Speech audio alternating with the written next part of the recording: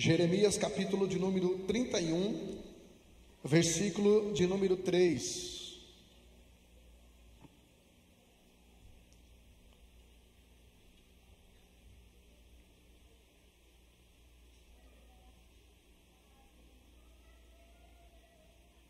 Tenta achar a tradução Almeida Fiel, por favor.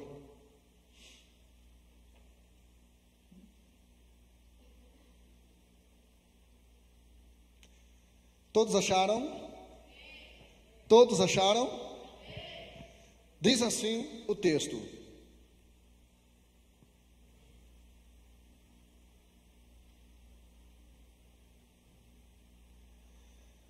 Jeremias capítulo 31, versículo 3, diz assim: há muito que o Senhor me apareceu dizendo, porquanto com amor eterno te amei, por isso com benignidade te atraí.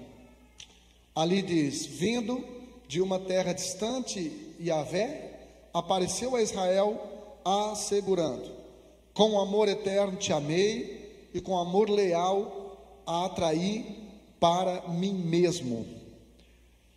Vocês conseguem, Angélica, essa tradução? Há muito que o Senhor me apareceu dizendo,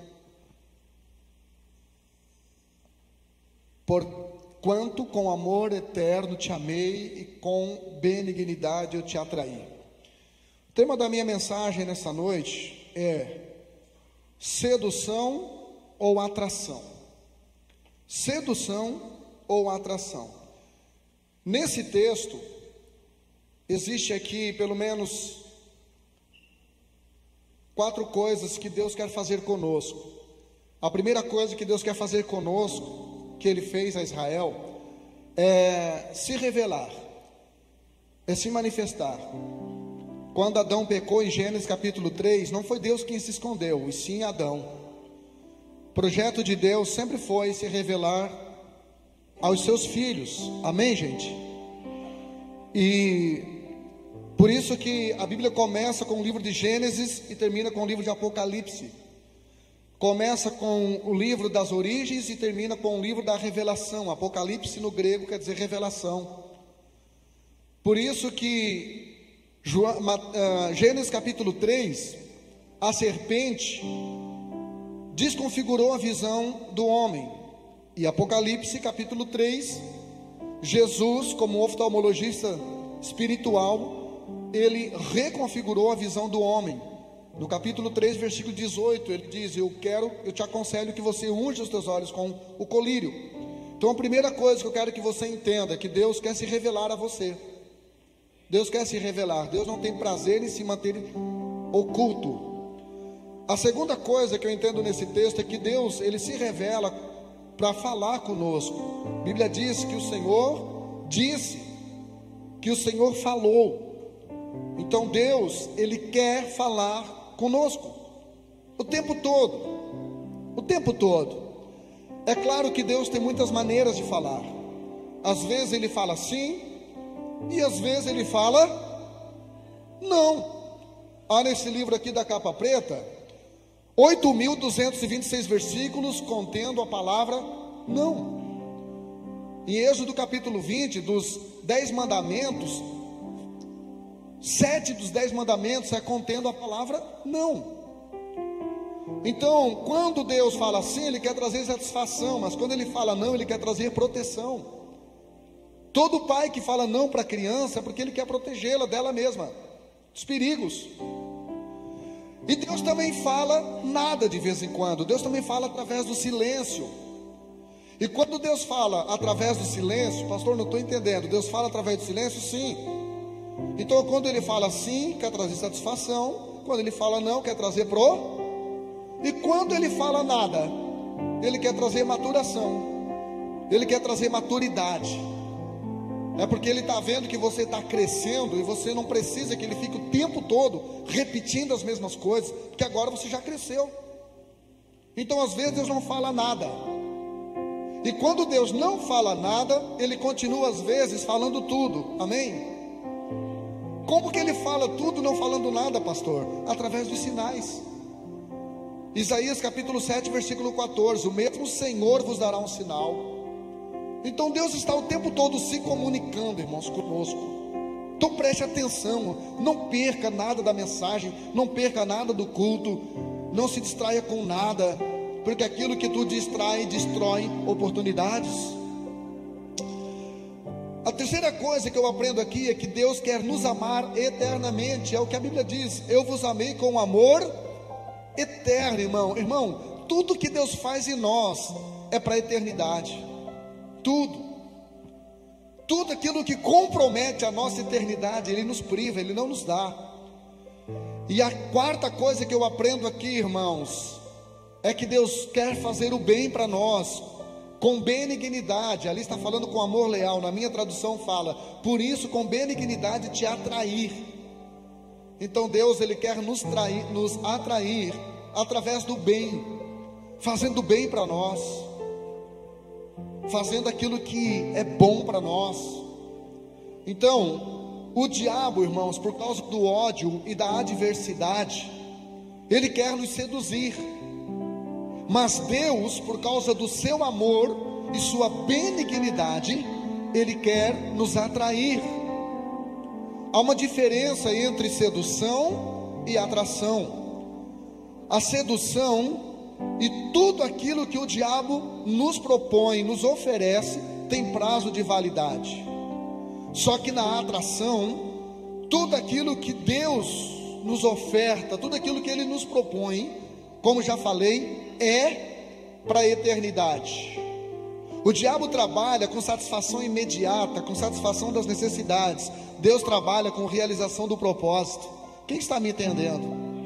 É por isso que em Mateus capítulo 4, a Bíblia diz que Satanás, vendo que Jesus, depois de jejuar 40 dias e 40 noites, e tendo fome, lhe ofereceu o quê? Pão. Diga comigo, pão. Porque o diabo sempre vai trabalhar nas nossas carências. Só que a questão é que ele não sabia que Jesus não era carente de pão, porque Jesus era o pão que desceu do céu. João capítulo 6. A partir do momento que você comer o pão da vida, a partir do momento que você comer o pão que amassou o diabo, você vai parar de comer o pão que o diabo amassou. Amém, irmãos? Glória a Deus. Porque você não vai mais trabalhar em torno das suas carências, porque você entende que Ele queria que Jesus transformasse pedra em pães, porque pedra é aquilo que é duradouro, é aquilo que é eterno. Agora pães é aquilo que é transitório. A sedução, a plataforma da sedução é o transitório. A plataforma da sedução é a carência, é a autossatisfação imediata. Mas a plataforma da atração, irmãos, é a maturidade, é a compreensão do propósito de Deus. Amém? Diga para a pessoa do lado aí: Deus vai falar contigo. Então a sedução, ela supre apenas a carência da satisfação pessoal. Por quê? Porque todo sedutor, irmão, ele está seduzindo para a sua autossatisfação. Agora, o nome disso é egoísmo. Agora, toda a atração, irmão, toda a atração promove a providência para a realização alheia.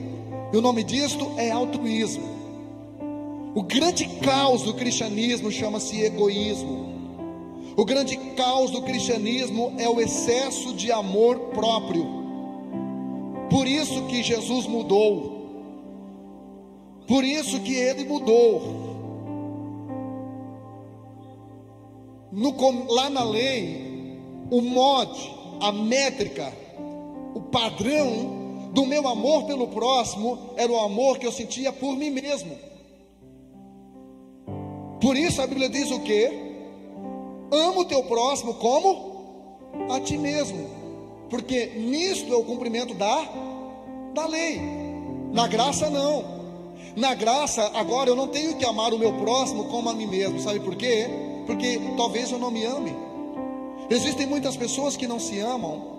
Existem muitas pessoas que não se cuidam. Existem muitas pessoas que desistiram da vida. Então Jesus vem e reitera a lei. Ele não muda a lei, Ele reitera a lei, dizendo: olha, vocês precisam se amar como eu vos amei. Então o padrão agora não é mais o que eu sinto por mim, é o que Jesus sentiu por mim. Quem está me entendendo aqui? Então, irmão, a atração é altruísta, porque na atração eu te atraio não para mim, mas eu te atraio para Jesus. Agora na sedução não, na sedução eu te atraio para mim, para tomar de você aquilo que você tem, para que você me satisfaça. Na atração não, eu te atraio para mim, para dar a você aquilo que você precisa e não aquilo que me satisfaz.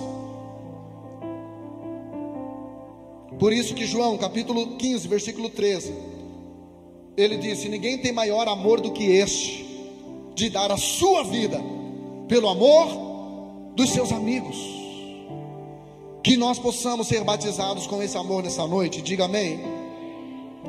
Então o diabo, ele seduz pelas carências.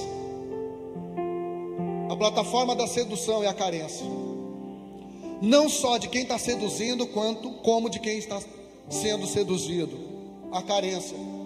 E o diabo usa pelo menos 3 coisas para seduzir a humanidade: a idolatria, que a Camille pregou aqui sobre isso nessa semana. Ele usa o dinheiro, que mexe muito com o homem. E o diabo também usa o sexo oposto para seduzir. Falando de idolatria, a Bíblia diz em Deuteronômio capítulo 30 versículos 17 e 18: porém, se o teu coração se desviar e não quiseres dar ouvidos e fores seduzido, diga comigo, seduzido, para te inclinares a outros deuses e os servirdes, então eu vos declaro hoje que certamente perecereis. Então o diabo, ele usa a carência que o homem tem pelo transcendental, a carência que o homem tem pela divinização, a carência que o homem tem pela materialização do invisível. Por isso que chegou um tempo que o povo de Deus não se contentou mais de ter um Deus invisível, em ter um rei invisível. Eles disseram: olha, a gente quer um Deus, um rei visível, para que a gente quer ser normal, como as outras nações. Então o ser humano, ele tem fome, irmão, por adorar algo visível. Então tome muito cuidado, porque durante muito tempo a igreja evangélica, ela pregou contra a idolatria católica e deve continuar pregando. Ela pregou contra a idolatria de ídolos mudos, que tem boca mas não fala, que tem olhos mas não vê, tem nariz mas não cheira, tem mão mas não apalpa, tem pé mas não anda. Só que não é isso que tem trazido o maior mal para a humanidade. O que tem trazido o mal para a humanidade nos momentos em que estamos vivendo é a idolatria gospel, é a idolatria evangélica, onde nós não buscamos o suficiente e começamos a depender de pessoas que a gente diz que admira, mas que na verdade é uma idolatria. Então o mercado gospel tem tirado as pessoas do foco, tem tirado a igreja do foco. As mega igrejas com líderes megalomaníacos têm tirado a igreja do foco. Mas também não se engane, irmão, não é só os famosos que são idólatras, não são só as mega igrejas que às vezes a estrutura dela tem tirado o foco de Jesus, o conforto dela tem tirado o foco de Jesus, a boa música dela tem tirado o foco de Jesus, uma boa pregação, um pastor bonito igual eu às vezes. Não é só isso. Homem de 1,80 m, olho azul. Às vezes você vê pastores de pequenas igrejas com um rebanho minúsculo, que também são ególatras. Sabe o que é um ególatras? Pessoas que colocam o seu ego acima de tudo, acima de Deus. Pastores que você convida para estar conosco no café de pastores, não participam porque são autossuficientes. E aí estão criticando as outras igrejas que estão crescendo ainda. E ainda estão falando mal de igrejas onde estão enchendo. Pastores que você vai conversar com eles estão sempre na defensiva, porque eles são movidos pela comparação e consequentemente pela competição. Pastores que você se aproxima até com a ideia de ajudar, mas eles se fecham, porque eles têm medo de dividir espaço com as outras pessoas. São pastores que elas não têm medo de endemoniado. Eles não têm medo de endemoniado. Eles têm medo de um outro pastor cheio do Espírito Santo, que saiba mais do que eles, que entenda mais do que eles. Constantemente eu me deparo com isso. Então, a idolatria nos seduz. Tome cuidado, não idolatre música, não idolatre gênero de música. Eu só gosto do worship. Eu não gosto do worship. Quem fala que não gosta de worship não sabe nem o que está falando, irmão, porque a palavra worship no inglês é adoração. Então pare de falar bobagem, pelo amor de Deus. Entenda que se a canção é consolação, celebração ou adoração, seja tudo para a glória de Deus, para a edificação da igreja, e ninguém paga ingresso para estar aqui dentro. Segundo lugar, o diabo também usa o dinheiro para seduzir as pessoas, como no texto que eu li de 2 Coríntios 12:15. Como eu falei, que tem gente que dá qualquer coisa para a igreja, contanto que não toque no seu bolso. Tem gente que se doa para a igreja, contanto que não seja dinheiro. E tem gente que só dá dinheiro, contanto que não peça para ele fazer nada, para servir em lugar nenhum, porque ainda não entendeu o propósito da mordomia e o propósito da generosidade. Lucas capítulo 13, a Bíblia fala da parábola da semeadura, onde o semeador saiu a semear e ele semeou 4 tipos de sementes, 4 tipos de semente que caiu em 4 tipos de terra. E uma das terras é o que está no versículo 22, que diz assim: e o que foi semeado entre espinhos é o que ouve a palavra, mas os cuidados desse mundo e a sedução das riquezas sufocam a palavra e fica infrutífera.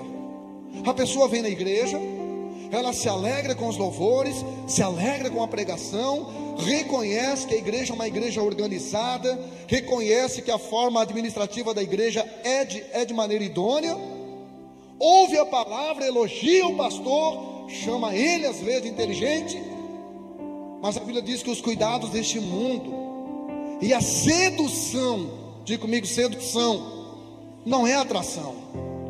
Sedução das riquezas tornam a palavra infrutífera, ou seja, Deus não consegue fazer esta semente germinar no seu coração, Deus não consegue convertê-lo 100%, Deus não consegue santificá-lo 100%, Deus não consegue ativá-lo 100%, porque essa pessoa às vezes, ela tira textos da palavra que gosta, que se encaixam, que concordam, mas não há uma pessoa que acaba liberando a sua vida para ser totalmente transformada pelo poder de Deus e ser atraída para o propósito de Deus.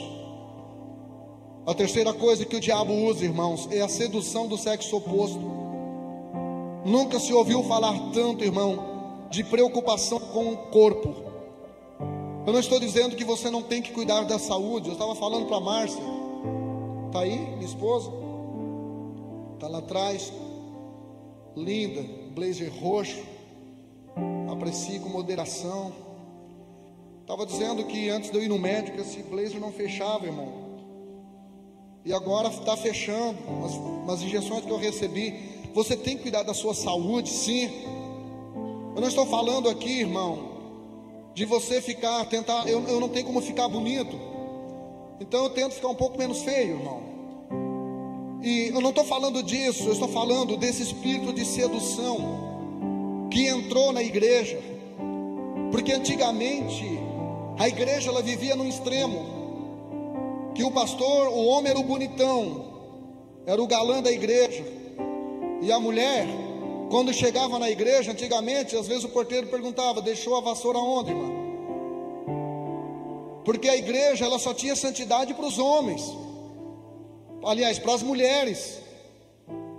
Agora, para o gatão, o gatão gospel, aí podia estar todo no lenço, na gravata, sapatinho de verniz. Graças a Deus isso mudou. Mas a igreja também está indo para um outro extremo, que não tem mais limites. Tem pessoas que você não tem como ficar atrás dela na hora da adoração, porque se você ficar e abrir o olho, irmão, você peca. Então tem que ser tomado cuidado. Olha o que a Bíblia diz em Provérbios, capítulo 7, versículo 21. Assim ela quem? A pessoa promíscua, o seduziu com palavras agradáveis. A sedução, ela é macia, a sedução é com palavras agradáveis. Desconfie de um homem, irmão, que é excessivamente atencioso e carinhoso e respeitoso só com o sexo oposto. Desconfie de uma mulher, irmã, que o marido dela é todo atravessado, e para os homens não, quando conversa com os homens, ela conversa no método Braille. Sabe qual é? Tocando. Aqui está dizendo que esta pessoa, ela seduz com uma palavra suave. Lembra de Dalila? O nome Dalila no hebraico quer dizer delicada. Imagina a Dalilinha com os seus cílios postiços, botoxinho, fazendo caras e bocas para o Sansãozinho. Sansão pirou, irmão. E quando ele pira, ele tira a Dalila do propósito. Porque não foi ela que tirou Sansão do propósito, foi Sansão que tirou Dalila do propósito. O nome Sansão no hebraico quer dizer pequeno sol. E a Bíblia diz no Salmo 84, versículo 11, que Deus é um sol. Então Sansão deveria brilhar no mundo em trevas de Dalila e mostrar para ela o que era ser crente de verdade. Mas ele não fez isso. Acabou sendo seduzido. O Brasil agora, 2022, bateu o recorde de mulheres, mães separadas. São 20 milhões de mulheres, mães separadas, cujos filhos não têm na sua certidão de nascimento o nome do pai. São mulheres que acharam que estavam sendo atraídas por um homem e estavam sendo seduzidas por um moleque. Porque hoje o padrão de exigência e o critério para a escolha virou só o estereótipo, e não mais o caráter, a espiritualidade. O diabo é sedutor, Jesus é atraente. Você não entendeu? O som está chegando aí mesmo? Tá bom o som, Dylan? Está ouvindo? Na pressão? Sedução é do diabo. Sedução é quando eu atraio para mim. Agora a atração é quando eu atraio você para Jesus. Então não case com um homem sedutor, case com um homem atraente. Não case com uma mulher sedutora, case com uma mulher atraente, que vai levar você para Jesus antes de trazer para ela. Porque se você passar por Jesus antes de chegar nela, antes de chegar nele, você vai chegar na melhor configuração de Jesus, fazendo essa pessoa cumprir o propósito para o qual ela nasceu. Aleluia. Então diga comigo: o diabo seduz pelas carências. Diga: mas Deus atrai para a providência. Deus está querendo te atrair, porque Ele quer providenciar para você aquilo que você não tem, só Ele tem, e Ele sabe que você precisa. Então vamos lá, é por isso que Jeremias capítulo 31, versículo 3 diz: com amor eterno te amei, e por isso com benignidade eu te atraí. Então Deus nos atrai para fazer o bem para nós.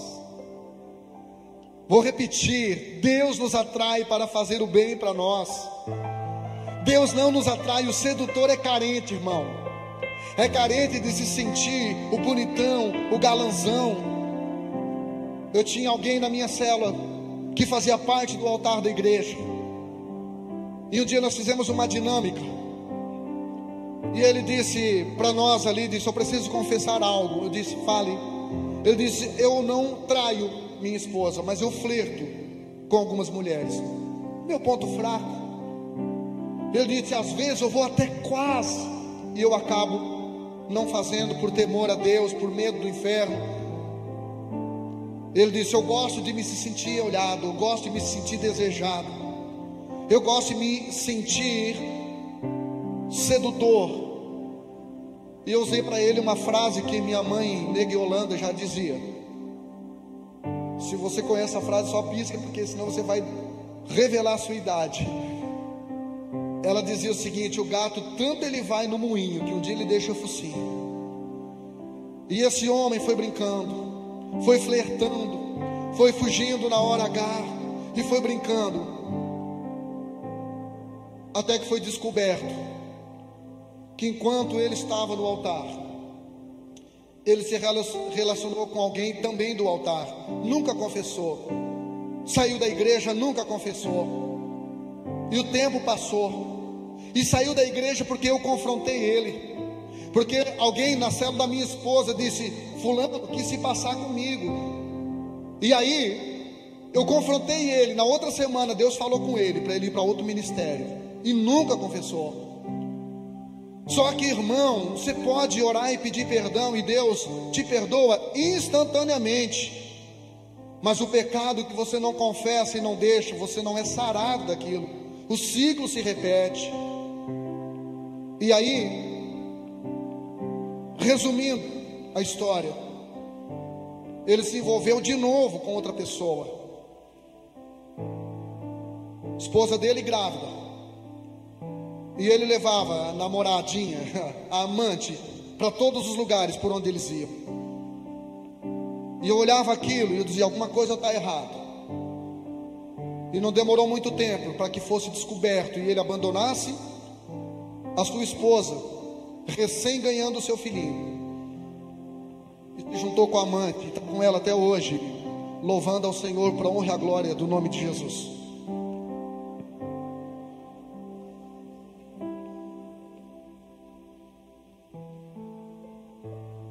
Deus é bom, irmãos. Deus nos perdoa de tudo.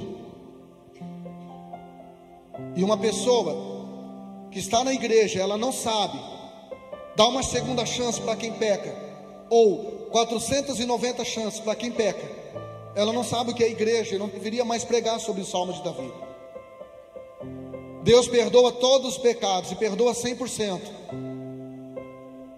Depois, conversando com esse irmão, ele disse: meu pai fez exatamente isso quando ele tinha 2 filhos, da idade dos meus 2 filhos. Ele fez a mesma coisa com minha mãe. O ciclo se repetiu na vida dele. A Bíblia diz em Êxodo capítulo 20, versículo 5: e visitarei a maldade, versículo 4, e visitarei a maldade dos pais dos filhos, até a 3ª e a 4ª geração daqueles que me aborrecem. Queridos, olha aqui para a minha gravata. Eu sei o que seduziu meu pai. Jesus está voltando. Eu sei o que seduziu meu pai, e eu sei o que tornou ele um homem sedutor.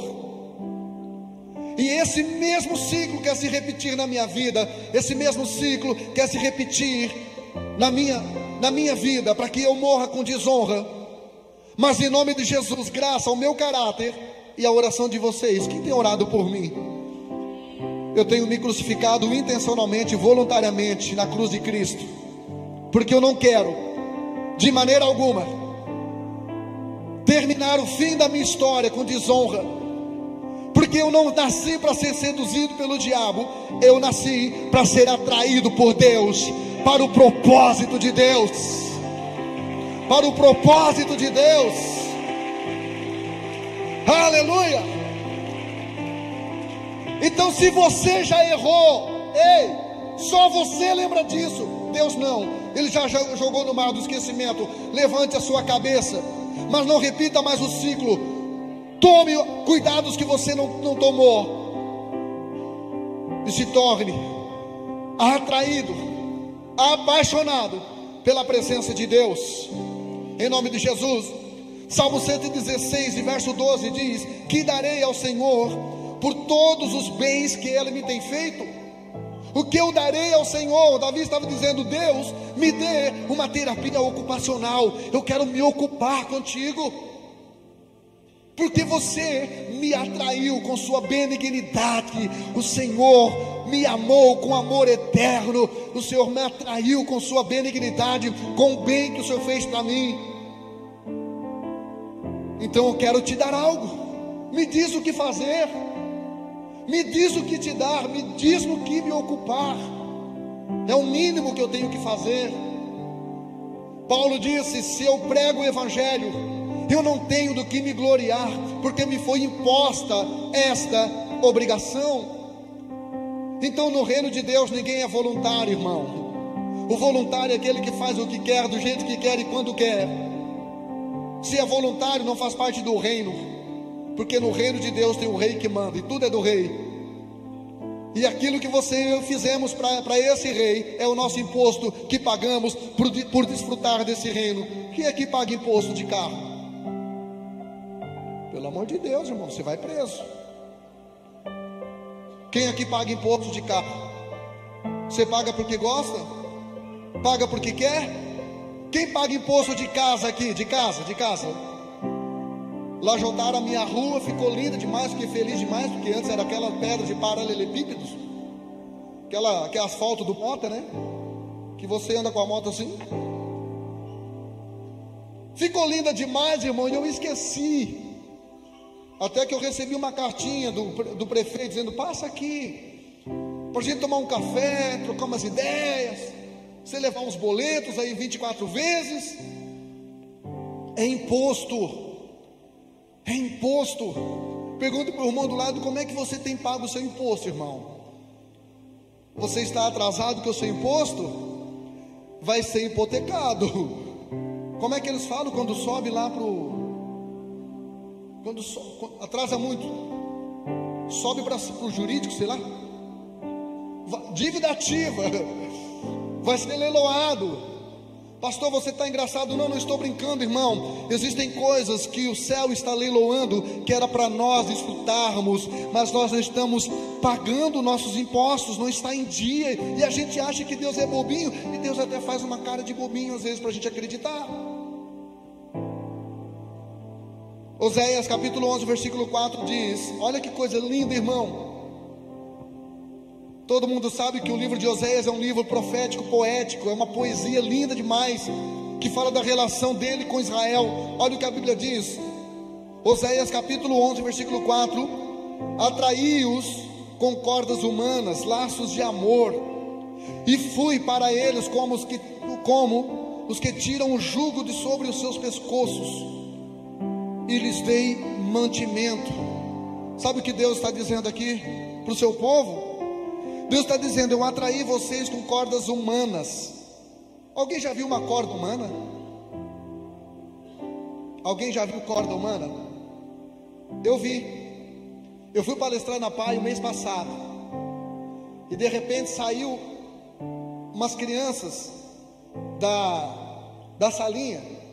Você sabe que a PAI são crianças especiais, né? E eles saíram tudo de mãozinha, um atrás do outro. Deus disse: isso aqui é corda humana. Às vezes a gente acha que Deus vai usar um anjo, viu? Às vezes a gente acha que Deus, Ele vai aparecer para nós, para dizer o que nós temos que fazer, para que Ele nos chamou. Queridos, Deus terceiriza.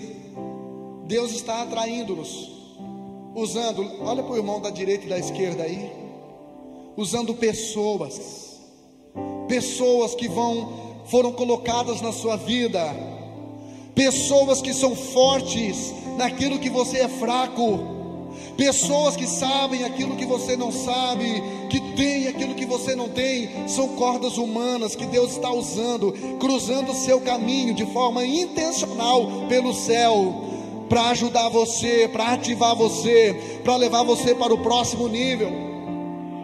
Perguntei para esse casal aqui, primeira vez que vem aqui, sim, de onde são? Somos do Turvo. Como é que conheceram? Achei que me viu na TV, achei que era meu seguidor no Instagram. Ele disse: não, foi um irmão que me indicou, Marcos me indicou, um médico, para que eu estivesse aqui. Cordas humanas. Ore a Deus para que Deus comece a usar cordas humanas para ativar coisas na sua vida que estão paradas. Não se isole, não se afaste de pessoas. Pastor, mas eu já me decepcionei tanto. E quantas vezes você já decepcionou Deus? Mas não pare de amar pessoas, não pare de conviver com pessoas, porque Deus vai atrair você usando cordas humanas. E o texto segue dizendo, com laços de amor. Então, irmão, o agente de Deus são pessoas. A motivação de Deus é o amor. João capítulo 12, versículo 32, Jesus disse: quando eu for levantado da terra, quando eu ressuscitar, eu atrairei a todos para mim. Sabe por que Jesus me atraiu para Ele, irmão? Sabe qual a diferença entre aquele que atrai e aquele que seduz? É que aquele que seduz não oferece nada para outra pessoa. Agora aquele que atrai, primeiro ele oferece. Primeiro ele oferece algo que ele vai usar como fator de motivação para atrair as pessoas. Jesus está dizendo, eu vou atrair todos para mim, só que tem um detalhe: eu vou morrer por elas, eu vou dar a minha vida por elas. Muitos de nós, muitas igrejas não conseguem atrair pessoas para a igreja, porque nós não temos doado nada para essas pessoas. A igreja não seduz as pessoas pela estrutura. A igreja não deve querer seduzir as pessoas pelas necessidades. Pare de sofrer, venha para a igreja. Mentira! O Evangelho nunca ofereceu cristianismo sem cruz. Nós não queremos atrair as pessoas pela nossa estrutura. Nós não queremos atrair as pessoas pela nossa organização. Isso é muito bom, irmão. Nós não queremos seduzir as pessoas com um evangelho de prosperidade. O evangelho, teologia da prosperidade, teologia das facilitações, não. Porque se nós seduzirmos as pessoas para isso, essas pessoas só serão evangélicas e membros da igreja Ministério do Teu Reino. Mas se nós darmos o nosso melhor, nós atrairemos as pessoas, não para nós, não para o sistema, não para a denominação, não para a estrutura, mas para aquele que morreu e ressuscitou ao terceiro dia. Aquele que só Ele é digno de ser adorado, de ser glorificado. E aí, quando as pessoas se apaixonarem por Ele, ainda que o culto seja ruim, ainda que o pastor não seja tão feliz na escolha do sermão, ainda que os músicos se equivoquem um pouco, nada tira a pessoa do propósito que é adorar o Senhor e Salvador. Amém? Então Jesus, irmãos, Ele não trabalha com retrofit. Vou repetir, preste atenção. Jesus não trabalha com retrofit. Pastor, o que é retrofit?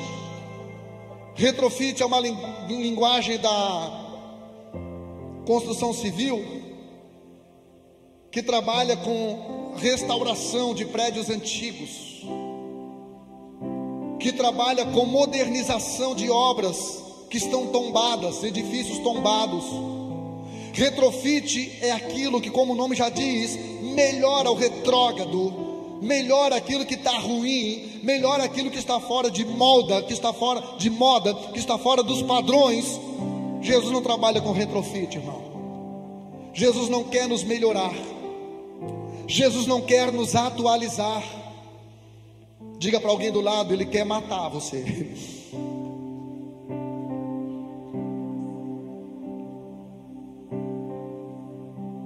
Sabe por quê, irmão? Paulo escreveu em 2 Coríntios 15, 5 e 17: assim que se alguém está em Cristo, não é no Ministério do Teu Reino, se alguém está em Cristo, diga comigo, Cristo, nova criatura é, as coisas velhas, e eis que tudo se fez. Sabe o que eu aprendo, irmão? Deus forma, o diabo deforma, a religião reforma, mas a palavra transforma. Que nessa noite você seja transformado, que nessa noite você seja atraído por Jesus para ser transformado em nova criatura. Aleluia! Sabe o que a Bíblia diz? 1 Pedro 1,15: mas como é santo aquele que nos chamou, diga comigo, chamou. Eu não fui chamado para pregar, irmão. Eu não fui chamado para tocar e nem para cantar. O nosso maior chamado, o meu maior virou modinha agora. O nosso primeiro chamado é a nossa família. Onde é que você leu isso na Bíblia? O meu primeiro chamado, pastor, é a minha casa. Minha primeira igreja é a minha casa. Onde é que está isso na Bíblia? Pelo amor de Deus, se tiver algum teólogo me ouvindo, fala para mim. Porque o que Pedro falou aqui é que, mas como é santo aquele que nos chamou, sede vós também santos em toda a vossa maneira de viver. Diga comigo, não é retrofit. Ele não está me melhorando, gente, pelo amor de Deus. Tem gente que acha que se converteu. Não, agora eu bebia todas, vou beber agora só uma, só um vinhozinho, vou beber menos. Antes eu andava pelado, agora eu vou andar seminu. O Evangelho não nos melhora, o Evangelho nos transforma, o Evangelho nos santifica. Deus, o vestido da noiva já está pronto, e Deus não vai ajustar o vestido da noiva, a gordura da noiva. Não, irmão, é a noiva que tem que se adequar ao vestido. Então a igreja, ela é para todos, mas não é para tudo. Tem coisa que continua sendo pecado, tem coisa que continua destruindo a família, destruindo o propósito, destruindo o casamento. Aleluia! Alguém pode dar um aleluiazinho aí?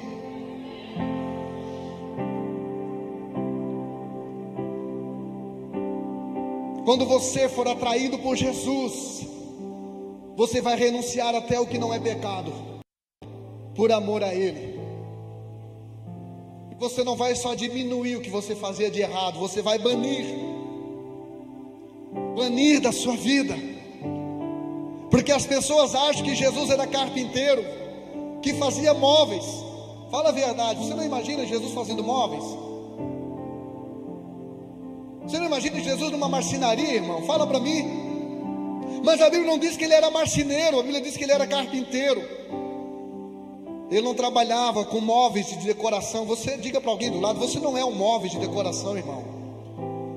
Jesus trabalha com casa para habitação. Deus não quer usar você como móvel decorativo aqui dentro. Ele quer usar você como uma casa para Ele habitar, para Ele morar. E essa casa vai ser transformada em templo para adorar ao nome dEle.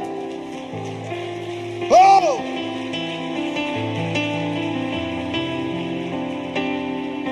Por isso que em Marcos 6:3 perguntavam, não é esse o carpinteiro? Carpinteiro não faz móveis, carpinteiro faz casa.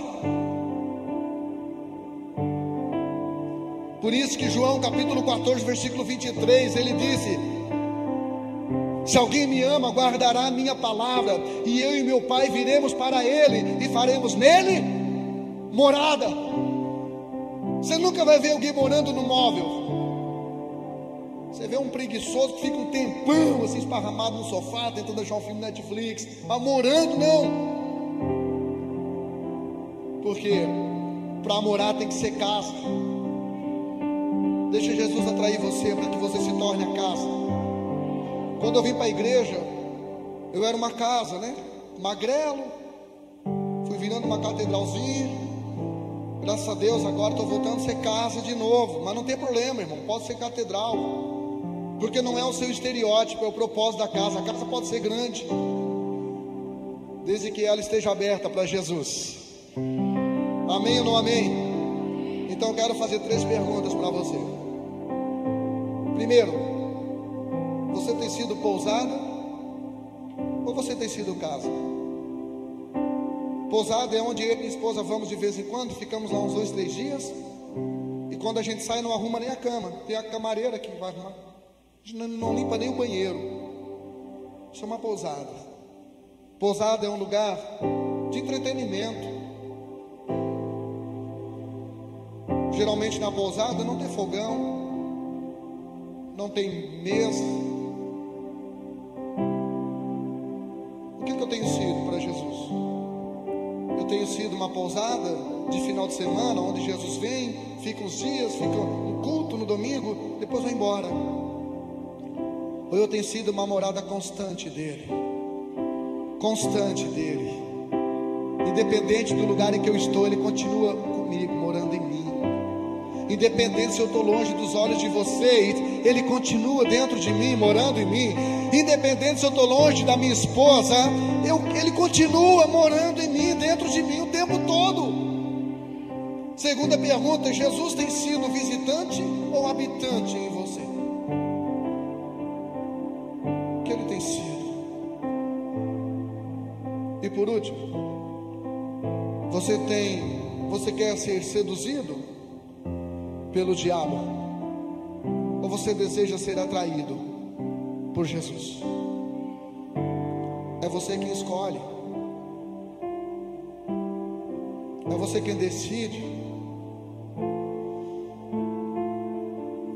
Deus está procurando casas. Apocalipse, acho que é 3:10, se não me falha a memória, é isso que eu estou à porta e bato. Jesus está procurando casas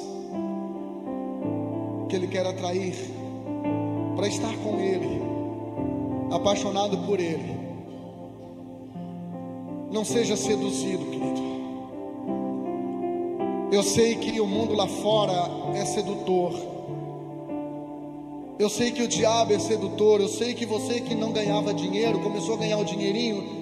Eu sei que você pode se sentir seduzido. Você que não chamava a atenção de muita gente, foi para a academia, já começou a ficar menos feinho, já começa a se sentir mais olhado. Mas não seja seduzido por nada, nem por ninguém.